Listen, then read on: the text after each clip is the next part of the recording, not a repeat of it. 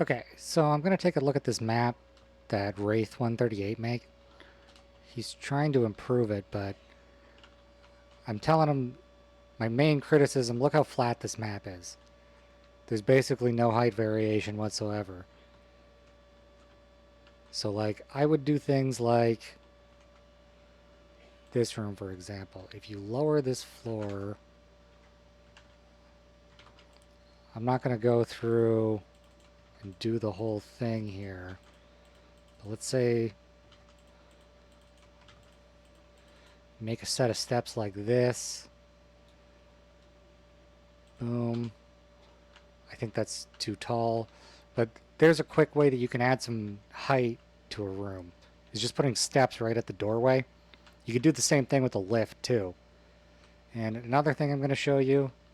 So you're doing... Here, where am I? Where do I want to look here? You're putting these jut outs, I'm assuming, to block the top part of the door. Instead of doing that, you should inset your door. So like, where am I looking right now? So I would take this, and I would just make this whole room a little smaller, delete this sector, delete this. There. See, and now we've got, you'll need to realign things too, of course. So now I've got a door that's inset. I would actually inset it a little bit more than this too. Maybe let's move this out to here. So the door's inset a little bit, and that takes care of the problem with covering up the top part of the door, because now it's just inside of there anyways. And what else is I going to look at here? So these torches, I like how you got a little bit of a gradient here, but it's still super dark in these rooms, and a torch like this, I think it would cast more light than that, even with the barrels in front of it. Like me personally, I don't get too wrapped up in making super complex light. Sometimes I'll just do something like this.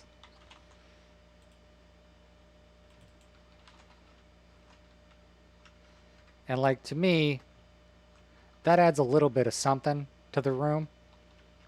And I only drew one sector, and that already improves the look of it, you know what I mean?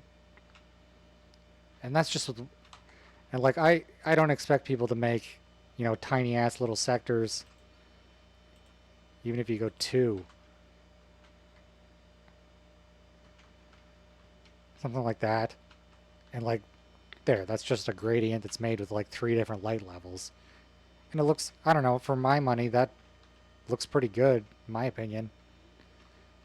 Anyways, that's just like a quick little tutorial on little things you can do to make your map a little more engaging.